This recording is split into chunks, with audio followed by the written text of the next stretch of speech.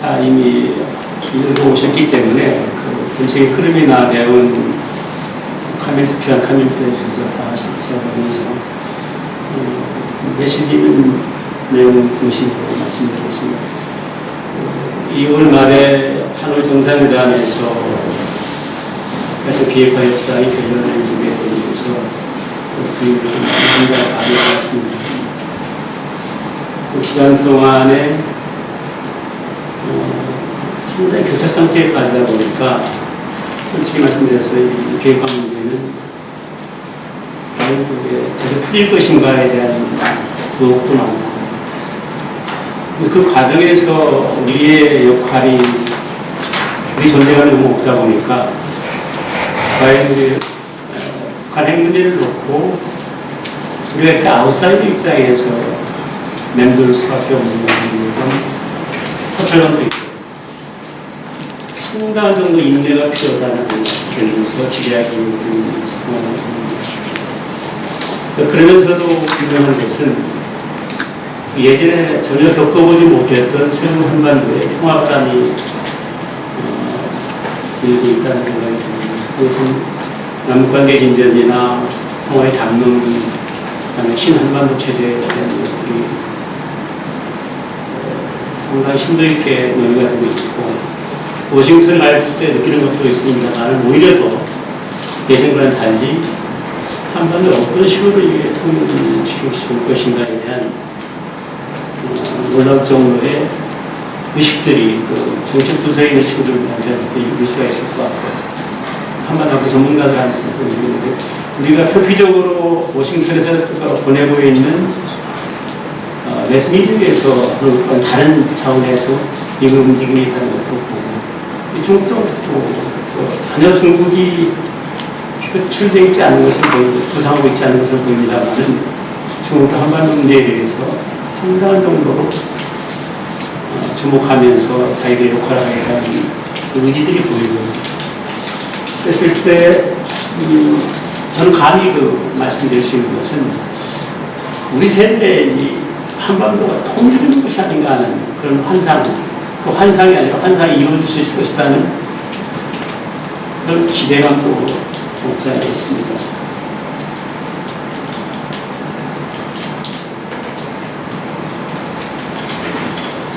말씀드릴 것은 북핵 협상이 결렬된 배경이 뭡니까? 평가를 하면서 북핵 협상을 복원시킬 수 있는 요소들이 있는 것이 뭔가 결국은 이제 한반도의 평화체제의 모습이 어떤 것인가를 생각을 하면서 서로 이렇게 낱개로 진행되고 있는 것처럼 보입니다만 분명히 외교안보 쪽에서 추진되어야 할 것이 핵 문제고 그 다음에 거의 우리 의식 속에서 관심을 갖지 못하고 있는 것이 있는데 그게 지금 한미 간의 합의가 이루어진 전시작전 통제권에 대한 변화입니다. 이것이 갖고 있는 내가 던던 메시지는 크다고 보는 건데 한국의 중심으로서의 역할을 할 수 있는 것이 저는 이 전작권 전환을 통해서 평화를 지키고 평화가 유혹을 받는 상황이 된다면 도자적 승리를 통해서 통일을 이루는 그것이 저는 그 전작권의 의미라고 생각하는데 그것도 이 평화체제의 모습과도 관계가 있다고 같이 검토하게 된다는 생각이 듭니다. 세 번째는 결국 한반도의 평화라는 것은 남북한에 의해서 무력 충돌이나 전쟁으로 간다는 것은 그건 평화를 기대할 수가 없다고 보니까 한반도의 무력 충돌이나 전쟁이 없는 새로운 그 장으로 가도록 하기 위해서는 유럽에서 진행되어 왔던 이 군비 통제라는 것이 과연 한반도에서 어떤 의미가 있는가 그걸 어떤 식으로 하게 하는 것이 좋은 것인가 부분을 다룬다는 것이고 한반도의 안정된 전략 환경이 구성이 되지 못한다면 결국은 남북이 하나가 될 수 없다는 차원에서 이 한반도의 전략 환경을 상당히 안정된 하울로까지 끌어올리기 위해서는 어떤 노력이 필요한가. 이것이 평양이 나가는데 결국은 평화협정을 통해서 남북이 하나가 되는 통일 이전의 단계가 되겠습니다만 국제법적으로 평화협정이 평화조약의 대표를 통해서 국제사회로부터 인정하는 그런 노력들도 같이 하는데 거기에서 이제 맞물리는 것이 이 동맹의 비전 문제하고 교환기금과 유엔사회 미래 문제는 지금부터 상당한 정도로 협의를 해나가고 방향 설정을 하지 못하면 평화협상이나 평화협정 체결 과정에서 거의 제대로 역할을 못하는 또 평화협정 자체도 이루어질 수가 없는 그런 상황이 될 것이라고 봤을 때 근데 포괄적입니다만은 그것이 서로 이렇게 톱니바퀴처럼 병행해서 추진해 나갈 때 한반도 평화는 이루어질 수 있다고 보는 것입니다. 달라진 것은 다 핵 문제인데요. 이렇게 감각이. 그럼 여기서 넘기죠. 예, 좀 넘겨보세요. 예. 네. 다 아시는 거지만 간단하게 포인트만 제시를 하면은 평화협정으로 가는 비핵화가 전제되지 않은 저는 그 비핵화가 없는 한반도 평화를 기대할 수가 없다는 차원에서 앞에인데 네. 다 인지하고 계신 대로 북정상에 대한 결렬된 가장 큰 것은 그 핵에 대한 어떤 비핵화에 대한 서로 다른 생각을 갖고 있었다는 것이 대체 문제였고요. 그래서 막판이 있다고 합니다만은 핵시설과 핵무기 또 투발수가 아닌 ICBM 더 나아가서 상황무기까지도 그 비핵화의 범주에 놓고 그것을 체계하지 않으면 결단 또 당신들의 요구에 응할 수 없다는 데 비해서 북한은 상당히 얼마큼중요한 시설이고 핵 능력을 과시하는 산실이 영변인데 이것만 하고 또 영구적으로 핵실험과 미사일 발사를 하겠다는 의지가 분명하다.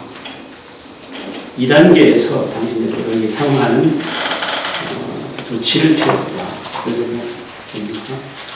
대대화가 아니다라는 것입니다. 그러니까 그러다면 우리는 풀 수 없다는 입장이 되는 것 같고요.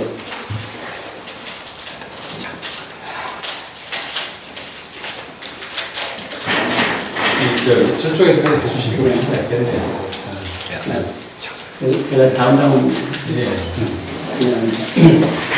그러면서도 이제 미국 정상회담에서 우리가 평가할 수 있는 것은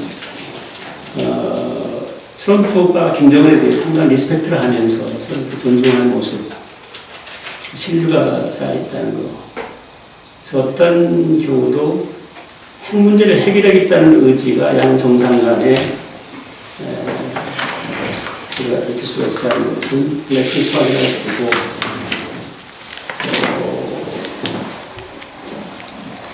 그러면서도 협상하는 스타일이 탑다운식에 하다 보니까 그 협상이 바람직한 것인가에 대한 근본적인 의견을 제기해서 그래서 앞으로 만약 협상이 진행이 된다면은 실무선에서의 이 모든 것들이 다 클리어가 된 상태에서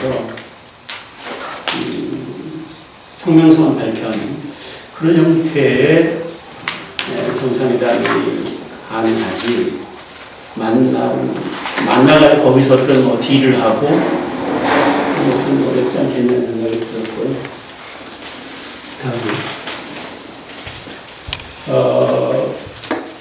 근데 제일 중요한 것은 비핵화 문제와 관련해서 비핵화에 대한 디피니션을 어떻게 할 것인가, 비핵화의 범위와 수준은 어느 정도로 설정할 것인가에 대한 문제가 나오는데 북한은 조선반도의 비핵화를 기준으로 하니까 이 조선반도의 비핵화에 대단히 중요한 그 주문사항은 한반도에 그 전략자산을 전개할 수는 없다. 해서는 안 된다.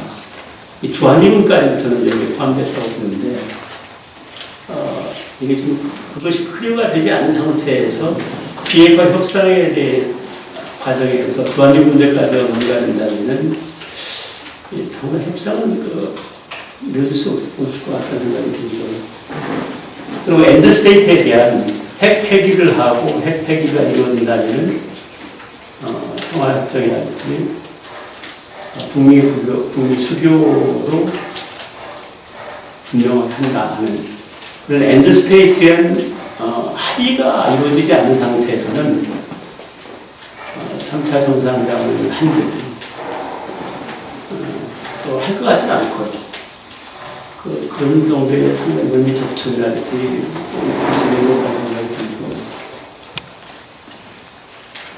지금 지금 북한의 이 단거리 탄도미사일에 대한 성과와 그 향후에 또 다른 중국 미사일이나 다른 핵실험 가능했을 때 이 비핵화를 우리가 기대할 수가 있을 것인가. 이 협상 과정에서 중거리 미사일 이상의 또 다른 7차 핵실험을 가능을 한다면은 협상에 그것을 못하지 않겠나 생각이 듭니다.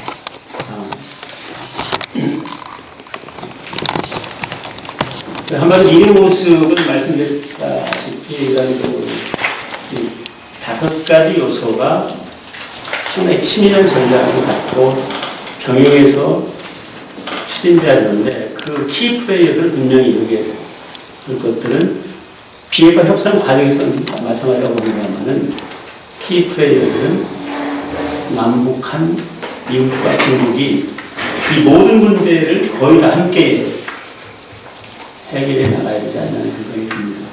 남북한 국비 통제 문제를 놓고 왜 중국이 들고 미국이 개입할 것인가 하는 문제인데 이 과정에서 중국의 어떤 컨센서스가 이루어지지 못하면은 평화적인 체결이 난 다음에는 유엔사 문제나 주한미군의 문제 같은 것들이 도저히 용납할 수 없다는 시각이라고 저는 보기 때문에 상당한 정도 중국 측과도 좀 군민 접촉을 통해서 이런 것에 대한 것들이 상당한 논의가 있어야 된다고 생각이 드는 것이고요.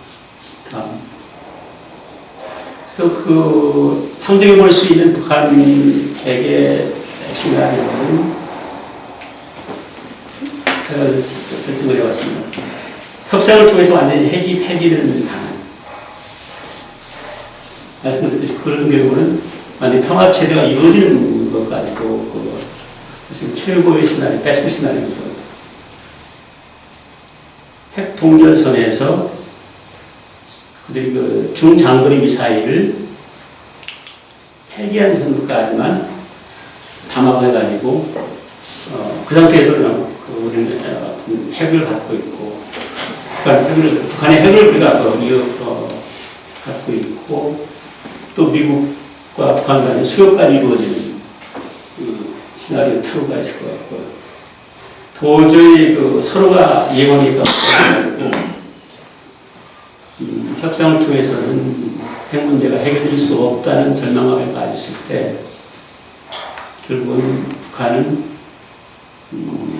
핵실험과 미사일에 대한 대량 생산을 해가지고 전력화시키는 그럼 거기에 따른 군사 옵션이 뒤따를 것이라고 봅니다만 이런 시나리오를 생각해 볼 수가 있다고 봅니다. 그래서 첫 번째 시나리오 못지않게 두 번째, 세 번째 시나리오에 대한 대비가 없이 첫 번째 시나리오만 가지고 추진하는 것은 대단히 난이도한 생각이 든다는 것이죠.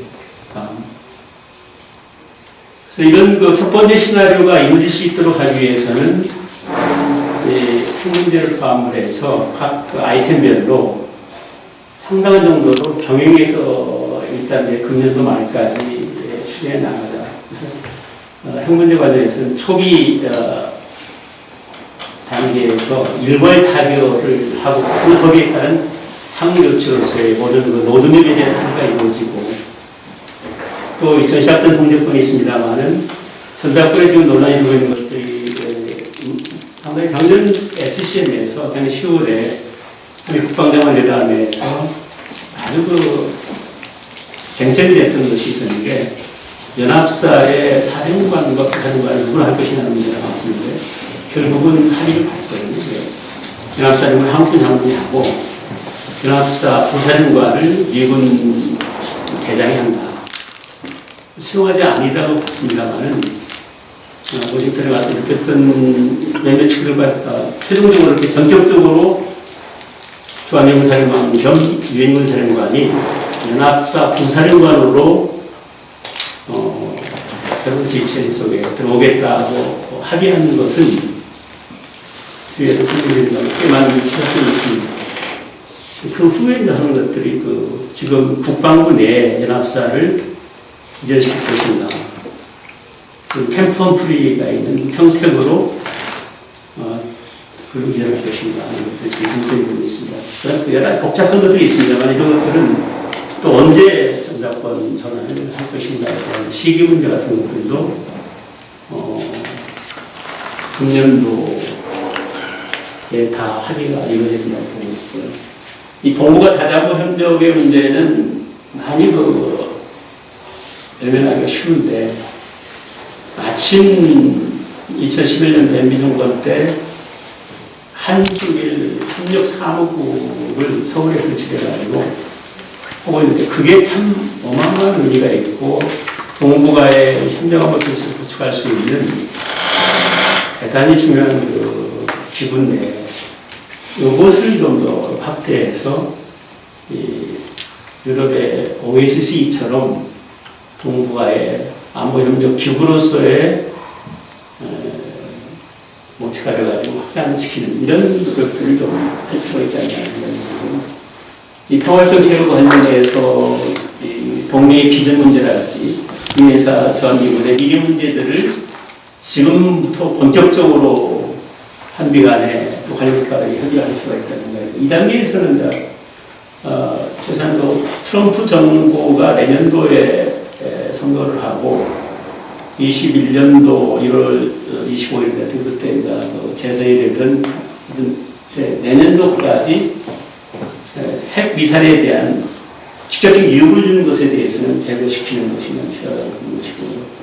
이 전작권 전환을 위해서 조건이 이루어졌을 때 또 지금 실무 10단계에서의 남북 군사 합의가 운용적 군비 통제 자원으로까지 좀 발전이 되어야 된다는 것이고요.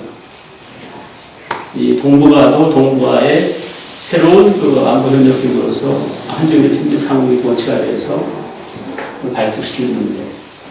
핵에 대한 실질적인 핵 위협이 제거된다면은 바로 남북미중 간의 평화협상으로 발동을 하는 이런 상황이 될 것 같고 2021년 이후는 상당히 시간이 걸릴 것이라고 봅니다만 그동안 폐기시키고 전시작전 독립을 우리한테 받고 또 단순하게 어떤 분리통치 차원뿐만 아니라 남북한 병력도 완전 감축을 시키고 우리한테 유혹적인 장사의 포병들을 파악해서 재배치도 하고 그래서 더 이상 북한의 어떤 유혹을 받지 않도록 하는 그 부적분리 통제까지 일어나고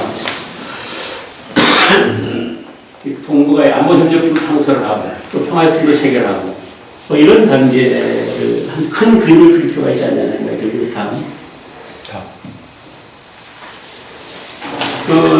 이런 구상을 하면서도 분명히 해줄 것은 첫 번째 시나리오가 관철되지 못했을 때 또 그 첫 번째 시나리오를 촉진시킬 수 있는 하나의 요소로서 이 시나리오 2, 3에 대한 플랜 B를 우리가 그건 공개적으로서는 해야 된다고 봅니다. 뭐 은밀하게 할 차원이 아니고 그렇게 해서 추가적으로 정치외교, 인권, 군사적인 전방의 압박을 가하고 해서 그런 정도하고 핵을 포기하지 않겠다는 것이 만천에 드러나고 핵시설을 핵무기를 또 개발하고 전력화시키는 이런 식으로 그게 나온다면은 이것은 핵이 있는 북한은 저는 있을 수 없다고 보고 어떤 핵을 갖고도 충분히 평화가 가능하다는 말씀하시는 분들이 꽤 있던데 그것은 뭐 도저히 저는 우리 신화열사님께서는 미래 모습에서는 핵이 있는 북한과 어떻게 상대할 것인가 문제는 대한민국의 명운이 걸린 문제다 보니까 이건 저는 아니라고 보기 때문에 어떤 경우도 핵을 도려내야 된다는 또 플랜 B에 대한 준비들을 해야 된다는 다음 이런 수없는 시설들이 있는데 어떻게 다 때리지 않는 문제가 나온다면은 군사 전문가 입장에서 볼 때는 수없는 중요한 주 타겟가 있는 표적이 있는데 다음 우리 군이 한미 간에 지금 하고 있는 것이 맞춤형 업계 전략이라는 것이 있습니다. 이게 4D 개념인데 이 4D 개념이 우리를 상당한 정도로 2017년도에는 그것을 디몬스트레이션 했었고요. 그게 뭐냐면 2017년도에 북한이 화성 15호를 발사했을 때 그것이 밤 03시 15분인가 됐습니다. 밤송 한숨밤중인데 우리 정부 계통을 통해서 여기 나온 공급 PSI나 이지삼 그린파인 조기 탐지를 통해서 탐지를 했습니다. 그 지역을 동해 쪽으로 옮겨가지고 가상 표적을 설정을 해가지고 우리의 육군의 현무하고 해군의 이지삼정하고 공군의 스파이스가 6분 후에 정확하게 때렸습니다.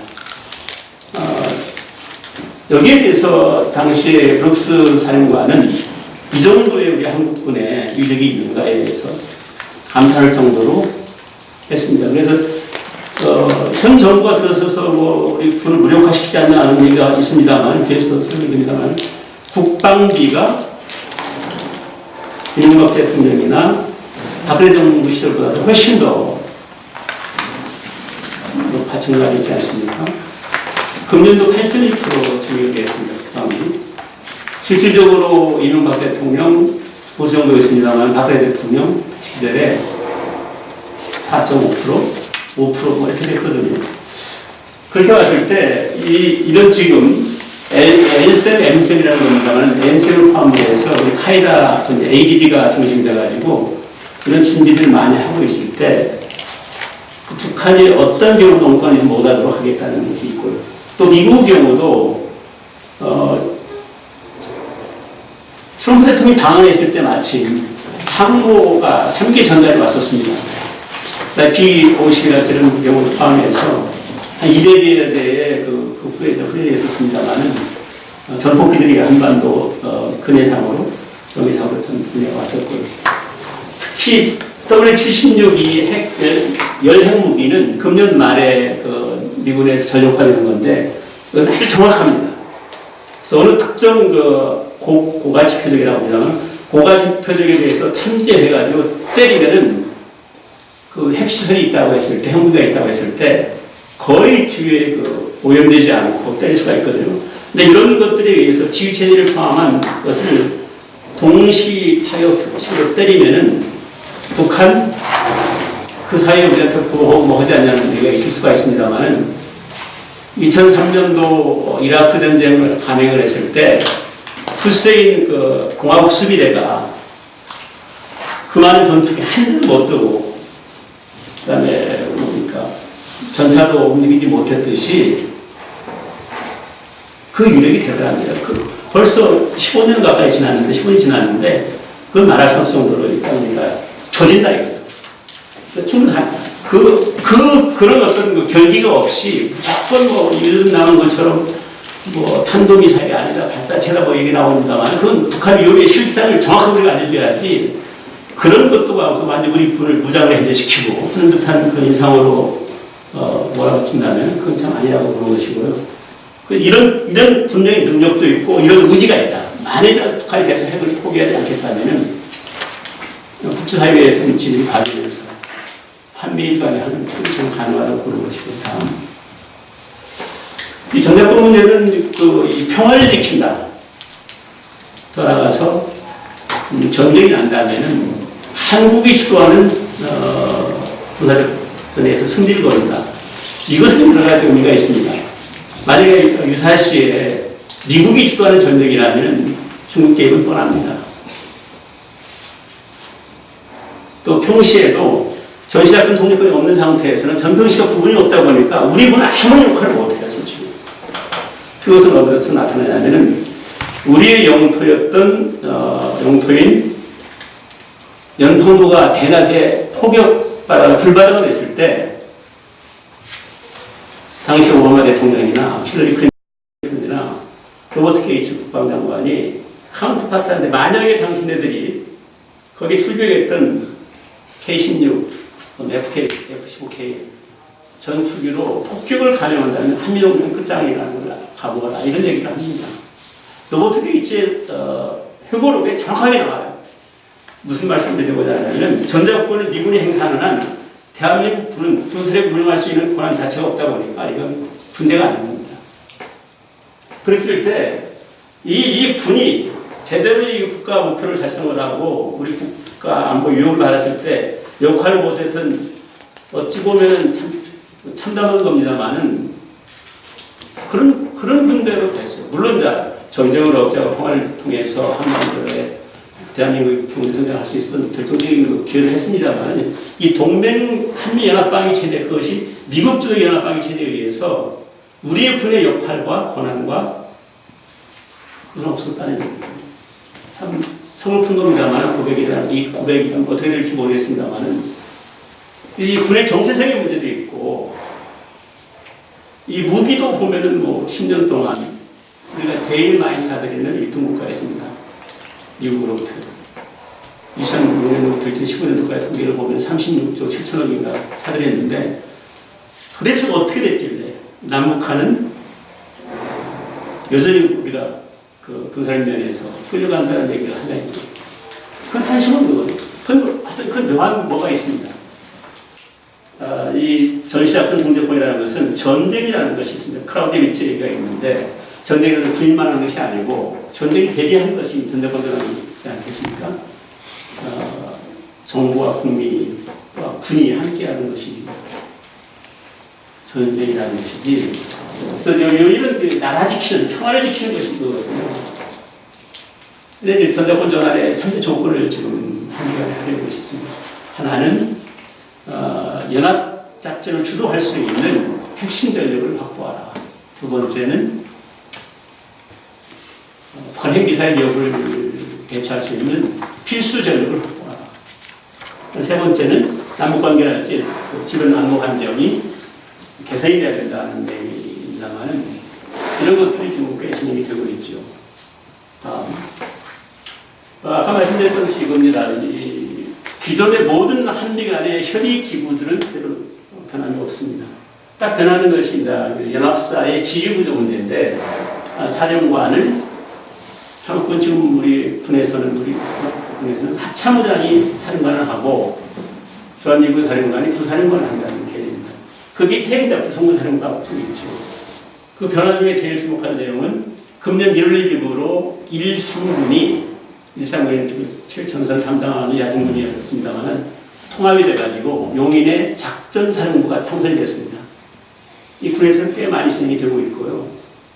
그리고 연합사 지휘부들을 보면 연합사 사령관은 우리 한국군 합참의장, 주한미군 사령부 사령관, 참모장, 미군, 그다음에 뭐 작전참모부장 여러 가지 내용이 있습니다만은 어떻든 한국군이 주도를 한다는 개념이죠.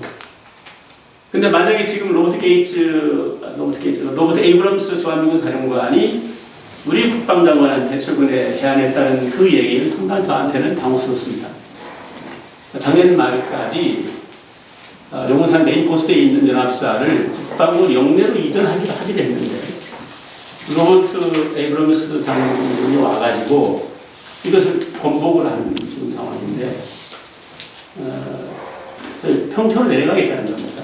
그렇게 되면은 이게 참 이상한 말을 한다고 저는 그대로 국방부 영내로 들어가야 된다는 입장입니다. 그래서 이 전자권이라는 것은 국민 정복 차원에서 해야 된다. 이 나라는 우리가 지켜야 된다는 그런 캠페인이 필요하다. NSC와 국가급 차원에서 전쟁 지도 체제를 이 나라가 만들어 놓아야 된다. 이 군 차원에서도 이 단순하게 어떤 그 하드 파워, 핵 미사일을 대처할 수 있는 그런 능력을 구축하는 것 못지않게 상부 지휘 구조가 있습니다.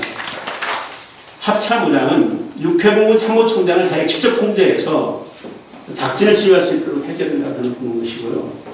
이 전쟁을 하려면은 이 전략에 대한 문제, 전략 정보 판단 문제, 그다음에 전쟁을 지휘하는 리더십에 대한 문제,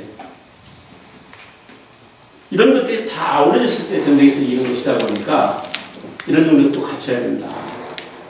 그리고 그 통수권자가 대통령이니까 대통령은 이 전작권이 제대로 되는지를 이 관계 장관들이나 국회 국방위원회나 외교통일위원장, 그다음에 뭐 성우이나 대한국의 회장까지 불러내가지고 하나하나 따져보는 거예요. 대로 지금 진행되고 있는지. 그렇게 해서 이제 쭉 합의가 이루어지고 금년도에 의지 포커스 렌즈, EFC로 의지 포커스 가디언이라고 하지 않습니까? 그때 이제 지휘구조랄지 작게 연습 같은 거 통해서 검증을 해가지고 미흡한 사항에 대해서는 보완을 해서 내년도 정도 한미 국방장관이 양국 정상한테 해보니까 보완해서 이상이 없습니다. 2021년 정도, 지금 우리 측의 입장에서는 공개를 안 하고 있습니다만 내후년 트럼프 대통령이 재임 기간 끝나는 2021년 1월 1일부로 추진을 하는 것으로 좀 진행해 주고 있습니다. 근데 무슨 말씀이냐면 2021년 1월 1일은 1907년도 7월 30일 날 대한제국군대가 일본에 의해서 강제 해산된 이후 사실상 처음으로 우리가 군대라는 군대를 갖게 된 것입니다. 그렇게 되면 저는 볼 때 우리의 의식의 혁명이 일어날 거고 국민들도 야 이거 참 이 나라 우리가 지켜야 되겠다는 그런 것을 기대할 수 있다고 보고요. 작전권을 육군 사령관한테 행사하는 나라는 나토를 얘기하면 없습니다. 일본도 메가더 장군이 당시에 우리를 보고 일본한테 자유민을 창설하기 전에 자유민은 우리가 성립하겠다고 하니까 그 패등국에 있던 일본도 작전 동력권을 말도 안 되는 얘기를 하면서 리젝트를 했습니다. 유독 1950년 7월 14일 날 이승만 대통령이 메가더 원수한테 작전 통제권을 넘겨주고 나서 한 번도 우리가 행사하지 못하다 보니까 우리 의식 속에는 당연히 주한미군 사령관, 연합사령관이 행사하는 것이 그게 자연스럽게 됐습니다. 그러나 이건 비정상입니다. 이 경로우전성이라는 것인데 이 경로우전성 우리가 벗어나지 못하면 이 제대로 된 나라가 아니라고 보는 것이고, 이 남북군 사업에서는 별 논란들이 많습니다만 제가 보는 관점이 이렇습니다.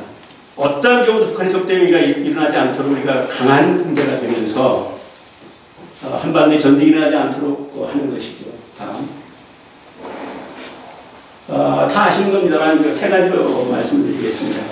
지상과 공중, 해상에서의 완충구역을 설정해서 남북이 서로 충돌하지 않도록 하겠다는 것이 남북군 사업이십니다. 지상에서는 세 가지입니다.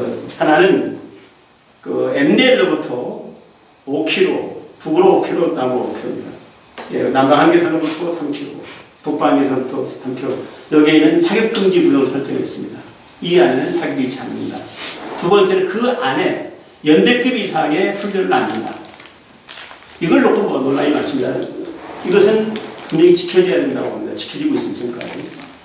문제는 훈련을 안고 있다는 얘기들에 대한 비난인데 훈련을 안는 것이 아니고 그 연대급 이상이다 보니까 실질적으로 GOP를 담당하고 있는 사단이 있습니다. 예를 들면 어느 특정 사단이 있다 보면은 그 특정 사단이 전방에 GOP 대대를 운영합니다. 어느 경우는 일개 대대를 운영하는 경우도 있고 이게 대대로는 연대 -2 그게 예비로 후방에 전방 GOP 사단이 예비로 있는 그 후방 전력들은 훈련할 수 있습니다. 예전과 똑같이 합니다. 그 다음에 5km 이남에 있는 것은 연대급이든 대부대 훈련합니다. 근데 이걸 참 이상하게 비난을 합니다만 이게 첫 번째고 두 번째는 비행 감시 구역입니다. 비행 감시 지역을 설정을 해서 이쪽 지역은 20km, 이건 40km입니다. 여기에 대해서 우리가 감시를 못하지 않느냐 하는 얘기가 나오죠. 그건 아니고 그 비행 금지 구역으로 이렇게 오면은 비행 금지 구역을 이렇게 추월해서 우리 지역으로 오게 되면은 상당한 정도로 우리 공군이 본기사의 부대들을 포함해서 스탠바이하고 즉각 응징할 수 있는 그 어려움이 상당히 좋습니다. 그러나 이 위로 북으로 올렸기 때문에 북한에서 이상한 비행체가 떠서 우리 지역으로 온다고 하면은 훨씬 더 사전에 그리고 다 아시는 겁니다. 오산에는 북한에 뜨는 어떤 비행체도 다 우리가 알 수가 있습니다. 스탠바이 합니다만 이쪽에 오는 것에 대해서는 사전에 인지를 해가지고 즉각 출격을 해서 수도권을 방어할 수 있기 때문에 이 비행 감시 구역을 감시 지역을 설정했기 때문에 이 수도권 방어가 상당히 허술해진 것, 취약하다는 비판을 합니다. 그건 아니고요. 그다음에 GP에 대한 문제가 있습니다만 GP는 일필의 기관총이 LMG가 타격할 수 있는 유효사고가 되다 보니까 충돌할 수가 있는 거예요. 서로가. 또 어떤 경우는 350m까지 되는 경우가 있고 그 11개 GP 중에 10개 GP 지금 철수를 했습니다만 그런 것들이 갖고 있는 의미가 크다. 왜 그러나 이건 DND라는 것이 비무장지대로 지금 그 정전협정의 상향상으로 들어간다는 얘기입니다. 이것에 대한 곡해와 오해들이 많습니다. 비판이 많습니다. 서해 완충 수용을 얘기합니다. 그게 아니고 서해 완충 구역입니다. 보시듯이 100년도 LL로부터 50km 북방에 초도를 중심으로 했을 때 동쪽으로 수평으로 긋고 이 덕적도 LL의 이남에 32km 남방에 있는 덕적들 중심으로 해가지고 북으로 올라갑니다. 바로 이 지점입니다. 이 지점의 이 꽉구 안에가 이게 서해 완충 구역입니다. 구역은 그 상해도 내륙지로 다 카바를 한 것이죠. 그래서 지금 이 표시는 이 지역이 바로 엄청난 북한의 장사정 포병을 포함해서 실포 미사일 등등이 있고 또 해안포들이 있습니다. 바로 이 부대들에 대한 이쪽 지역의 사격 훈련이나 어떤 행사를 못 하도록 합의한 것이죠. 여기가 이게 어디가 있다는 식으로 얘기를 합니다만 분명히 국방부의 김동훈 장군이 책임자에 있는데 김동훈 장군이 북한으로부터 받은 걸 보면 확실합니다. 그래서 지금까지 지켜지고 있습니다. 단지 여기 이제 해안포가 120개가 정도가 있는데 그 중에 한 개가 완전히 문을 안 닫았고 이쪽 집 다닐 때는 해상에 있는 함포들도 함정원들도 이게 덮개를 씌워가지고 지금 항의를 합니다. NLL이 무력화된 거 아니냐는데 NLL 지금 초기 활동을 합니다. 이쪽 지역에서 훈련을 준다는 것, 사격 훈련을 하지 못하도록 한 것은 북한의 어떤 도발했을 때 우리가 응징하지 못하지 않느냐 그런 것은 틀린 말은 아닙니다만 그 전에 또 이 지역은 훈련을 기동훈련을 못했습니다. 묘하게도 물살이 이렇게 흘러내는 것이 아니고 이쪽으로 와서 이쪽으로 내려갑니다. 물살이. 그러다 보니까 이쪽 지역이 야들도 이 남포에서 이쪽 지역에서만 훈련이 가능하고 우리도 이 평택 이함대선입니다. 이함대선 앞에서만 기동 사격 훈련이 가능합니다. 해본 경우인데 그렇기 때문에 전혀 문제가 없다. 또한 이 백령도와 연평도에 K9 자주포들이 있는데 사격 훈련을 거기서 못하도록 되어 있습니다. 어떻게 하냐? 지금은 아주 좀 편법일 수도 있고 불편할 수도 있습니다만 이 병력들은 내륙으로 와가지고 실제 사격 훈련을 하고 다시 들어갑니다. 비사격 훈련을 하고. 그래서 제가 볼 때는 이 지역에 대한 우리의 그 수도권 방어에 대한 문제점은 없다고 보는 거고요. 그래서 이런 것들은 이쪽 지역에서 한바탕 붙게 되면은 비핵하고 남북 평화협상이고 저리가 안 합니다. 물 건너가는 것입니다. 그랬을 때 앞으로 그 군비 통제는 분명 원칙이 있어야 됩니다. 이 무추원입니다. 상호주의 원칙이고 비핵화의 진전에 따라서 함께 나가야 되는 것이고요. 이 주한미군 문제가 있습니다만 주한미군은 연기해서 추진할 수밖에 없습니다. 왜냐하면 주한미군이 북한의 입장에서는 그만큼 위협적이다 보니까 또 유엔사 문제가 그동안 북한은 전 인정 안 했습니다만 아주 특이한 사례가 됩니다만은 판문점 비무장관을 놓고 남북 유엔사 간의 3자 협의체가 가동이 됐었죠.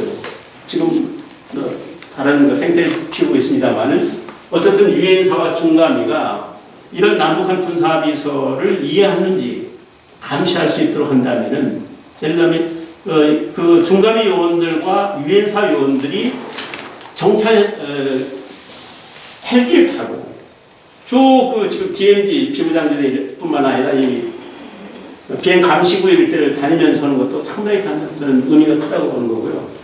그랬을 때 앞으로 운영적 군비 통제 차원에서는 제일 중요한 것이 장사정 포병을 지금 빼는 문제.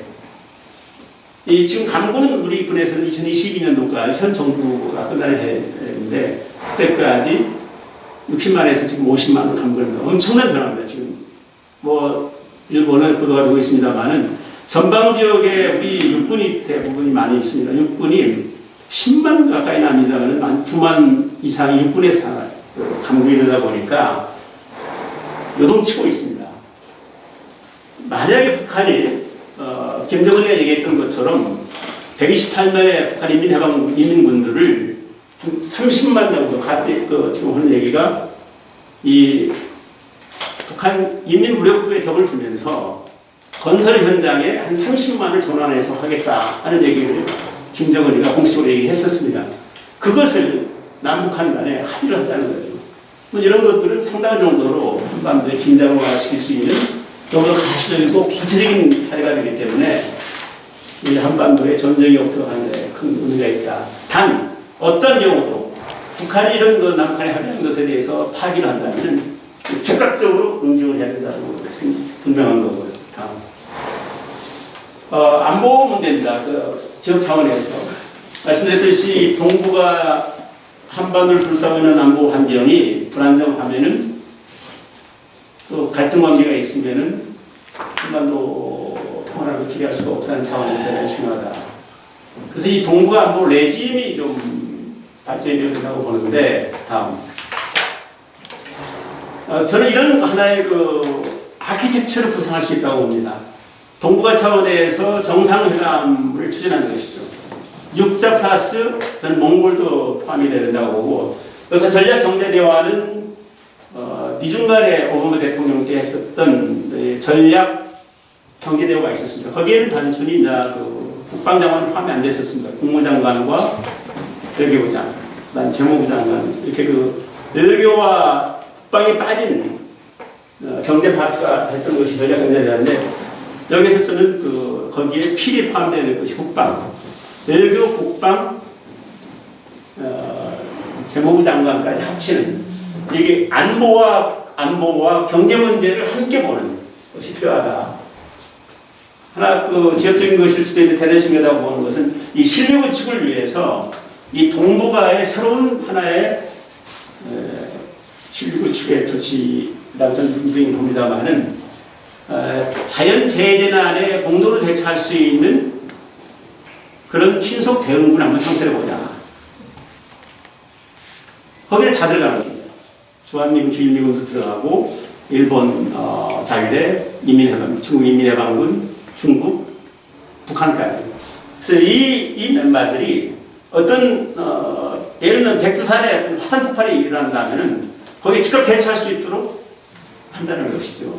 그리고 수없이 지금 태풍이랄지 수없는 지진이랄지 이런 것을 통해서 동북아 지역에 어마어마한 재앙이 덮치고 있는데 여기에 대해서 실제 전면전, 이른바 재래식 전쟁 못지않게 우리 인간의 위협을 주고 있는 것이 재해 아닙니까? 그래서 미국의 어떤 Human Assistant Natural Disaster Relief Operation HATR 이 개념에 이것은 이 동북아에 만약 한다면 그것이 마침 또 우리 서울에 캠프 케이시가 있습니다만 캠프 케이시에 거기에 대테러 이런 재난구조 그다음에 PKO 훈련센터까지 한다면은 이게 하나의 모처가 돼가지고 동북아의 그 안보 협력으로 발돋움할 수 있는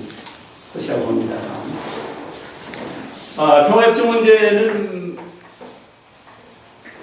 저는 평화협정이 됐든 조약이 됐든 당사자는 남북 미중이 되어야 된다는 것이고요.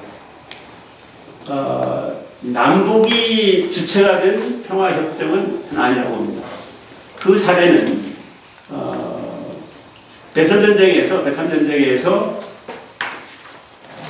협정 당사국이 있었는데 월남을 대신해서 미국이 들어가고요. 물론 다 조인을 합니다. 그 다음에 베트콩을 대표해서 또 북부올맹 공산 베트남이죠. 근데 여기에서 지금 베트콩과 월남은 사실상 없었습니다. 이퀄한 스테이터스가 아니었고요. 물론 다 서명은 다 합니다만. 그리고 그 서명이 있었음에도 불구하고 이민 합의는 있었으나 미 의회에 각 의회에 비준이 없었습니다. 만약에 남북이 주체가 되고 미중이 추인하고 또 유엔 안보리에서 서포트하는 입장에서 이렇게 나간다면은 그건 저는 아니라고 보는 것이고요. 어떤 상황이 벌어지냐면은 파리 평화협정에서 평화협정을 체결한 1973년도 1월 29일 이후에 50일 이내에 모든 의회설은 나간다. 그리고 닉슨 대통령과 치우 대통령 간에 만약에 북부 베트남이 무력 행사를 하게 되거나 즉각적인 조치를 해주겠다. 그런데 그 당시에 슬레징거 국방장관이 의사청문회에 가서 만약에 월명으로부터 무력 공격을 당하게 되면은 당신은 국방장관으로서 어떻게 대통령한테 건의할 거냐 했더니 저는 당연히 하겠습니다 하니까 미 의회에서 뭐라고 하냐면은 no 그래가지고 일체 개입을 하지 않겠다는 의회의 의결이 통과가 됩니다. 무슨 말씀드리고자 하면은 어떤 경우도 미 의회 비준 같은 것이나 중국도 마찬가지고 그런 보증을 못 해주면은 사실상 그런 문제가 있다고 보는 것이고요. 다음. 그렇게 해서 이 한반도 기본협정이 있고요. 남북 간에 할 것이 있고요. 또 미국 간에 할 것이 있고요. 한반도 기본협정은 말씀드린 그 4개국이 하고 남북 간에 여러 가지 이런 사항들을 포함시킬 수가 있고요. 미국 간에는 국교 수교를 포함해서 이런 내용들이 포함되고요. 이런 것들을 협정을 체결해가지고 유엔 사무국에 기탁을 해가지고 으로 유화시킨다는 거죠. 한미동맹 문제입니다. 평화협정 이후의 한미동맹 문제인데 우리가 지금 정확하게 한미동맹의 공과를 평가할 필요가 있다고 같은 것이죠. 공원에 대해서 다 아신 겁니다만 역경적인 저는 이런 것입니다. 이 나라 안보는 미국에 의존하지 않으면 이 나라 안보를 할 수 없다. 전쟁을 한다는데 미국이 참여하지 않은 전쟁을 우리가 질 수밖에 없다. 이런 어마어마한 패드것이 있습니다. 참 심각합니다. 국민의 의식 속에는 미국 안보, 미국이 지켜주지 않으면 안 돼. 이걸 깨부수지 못하면은 이건 이 나라가 똑바로 가는 나라가 못 된다고 하는데 우리 군인들까지도 이 아이덴티티가 없습니다. 혼이 없는 얼빠진 군대라고 하는 것이 참 그런 묘합니다만은 이런 것들이 또 실질적으로 이렇게 할 성격이 아닙니다. 우리가 개발해가지고 우리 군대를 강하게 만들어야지 여기가 또 한반도가 미국 무기를 팔아주는 어떤 뭐라고 합니까? 모르겠습니다만은 어떻든 아니다. 이 역기능적인 것은 분명히 바로잡아야 될 것이다. 그래서 동맹은 한반도에서 어떤 경우도 한미동맹이 통일의 걸림돌로서 작용해서는 안 된다. 아니, 에어컨 좀 틀고. 예. 너무 더워서. 더우세요? 주한미군도 단순하게 분단 관리 차원의 주한미군에서는 안 된다. 뭔가 평화를 창출하는 분으로 거듭나야 된다. 이 동북아 차원에서 한반도를 넘어서 동북아 차원에서 충분히 바로 이런 등등의 이유가 계속 주한미군이 주둔할 수 있는 정도도 확보할 수가 있다고 보니까 함께해야 된다고 합니다. 유엔사는 됩니다. 유엔사는 당연히 평화협정을 체결하면은 사라져야 된다는 얘기가 일반적인 시각 같습니다만은 제가 보는 관점은 유엔사는 존속돼야 된다는 겁니다. 정례협정에 의해서 유엔사가 출범한 것도 아니고 마침 1950년 10월 7일의 경우입니다만 유엔 총회에서 Unified Democratic Independent Korea라는 미션을 줍니다. 저는 그 미션을 여전히 유효하다고 봅니다. 그랬을 때 유엔 사업내는 북한은 뭐 끊임없이 유엔사는 괴물 집단이라고 있어서 안 된다는 입장에 의해서 한국은 좀 애매한 입장이라고 봅니다. 일본 상당히 반대하는 입장이고. 근데 만약에 한국이 반대한다면은 유엔사는 예전처럼 57년 7월 1일부로 도쿄에 있었던 유엔사가 서울로 이전하지 않습니까? 그것처럼 원위치 할 겁니다. 유엔사가 도쿄를 다시 가게 되면은 일본을 환영을 하는 거죠. 근데 중국은 분명히 유엔사를 통해서 중국의 이 포위작전이라는 또 유엔사를 활용하겠다는 그런 흉계가 있지 않겠냐 해가지고 유엔사는 평화적인 체제되는 지금도 마찬가지다만 해체되는 입장입니다. 근데 유엔사가 해체됐을 때 문제가 많습니다. 과연 평화협정을 감시하는 기능을 남북군사공동위원회에서 할 수 있을 것인가에 대한 문제가 나오는 겁니다. 몇몇 사람 얘기도 했습니다만은 분명하다고 봅니다. 최근에 가들이 북한의 탄도미사일을 300mm 방사포까지 포함해서 섞어서 하는 것은 아주 이례적입니다. 5월 4일과 9일에 있었던 북한의 미사일 도발은 사실상 ICM보다 훨씬 우리 한국한테는 안보 위협이 되고 있는데 이런 문제에 대해서 그런 친구들이 핵을 폐기하지 않은 상태에서 만약에 간다면 유엔사가 해체된다고 그 상태에서 평화협정이 체결됐을 때는 이런 문제가 있다는 것이죠. 6.25이 끝난 직후에 16개국은 한반도의 전쟁이 나면 다시 재발이 되면은 다시 참전하겠다는 결의를 합니다. 이것이 다중도전에 소멸이 되는 것도 유엔사 해체가 됩니다. 그 다음에 실질적으로 유엔 안보리 결의를 통해서 한반도 전쟁이 났을 때 중국과 러시아의 비토를 충분히 예상할 수가 있기 때문에 유엔 안보리 결의를 통해서 한반도의 유엔 회원국들한테 파병 권고 결의가 채택되겠다. 그건 기대할 수가 없습니다. 유엔사 해체가 되면은 실질적으로 주일 7개 해군군 기지를 이 해군군 기지를 사용할 수가 없습니다. 사실상 그 당시에 6.25 때 주일 미군 기지를 사용할 수 없었으면은 완전히 넘어갔죠. 그래서 일단 평화협정이 체결된 이후에도 유엔사를 재편을 해가지고 하는 것을 저는 보는데 지금 논의될 수 있는 것이 평화 유지 기구를 만든다.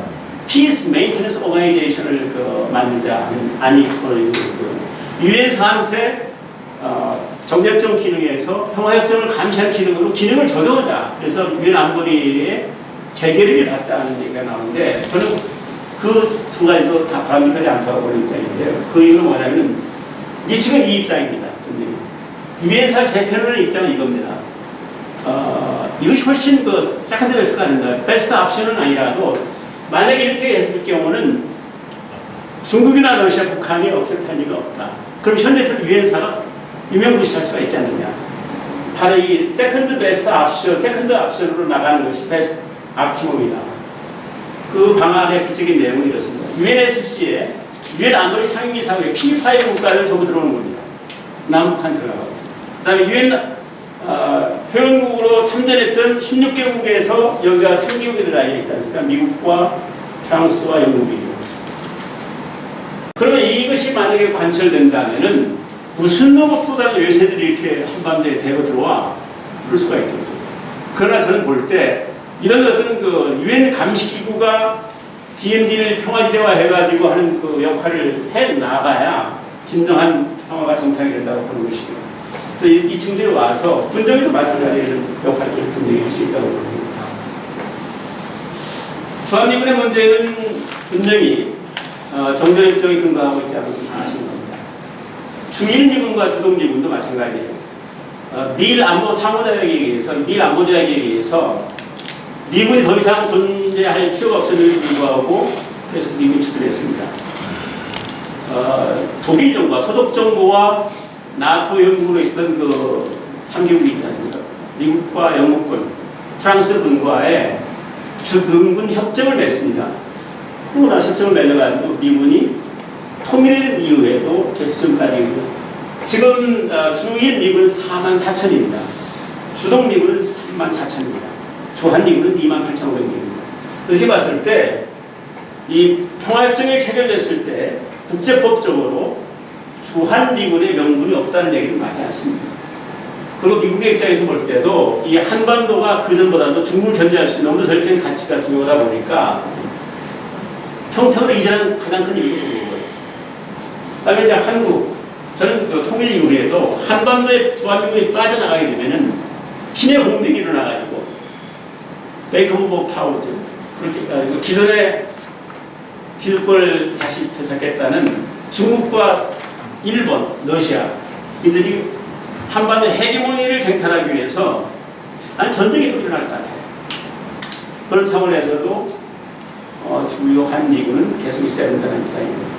중국은 뭐 다녀놓고 만약에 포유식이 강한 중국한테 미국이 철수가 된다면 모르겠습니다만 한반도는 중국 질서에 자동적으로 편입되지 않는 그런 우려를 합니다. 질문 있습니다. 예민하게는 미군 철수 불어는 무슨 의미죠? 어디지? 북한.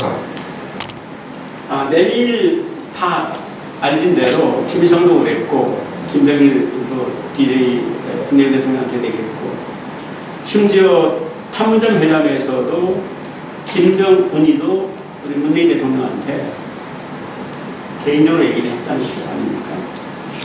주한미군 시기 안 되겠다. 단 적대 행위를 안 하고. 그러나 분명한 것은 공식적으로 북한은 철저하게 주한미군 철군을 집요하게 요구를 했고 진행해 왔습니다.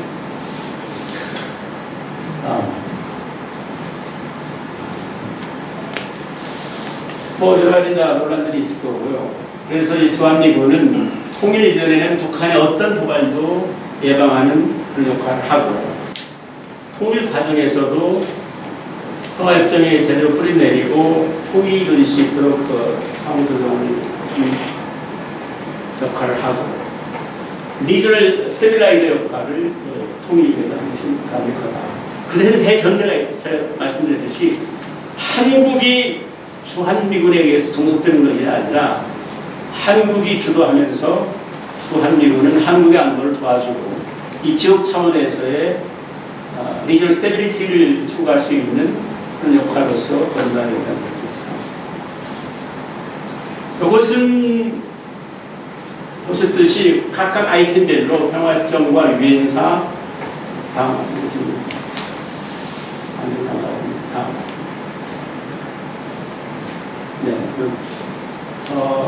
비핵화 전자권 너란 분리 통제 동북아 안보 레짐 다시 앞에 가실까요?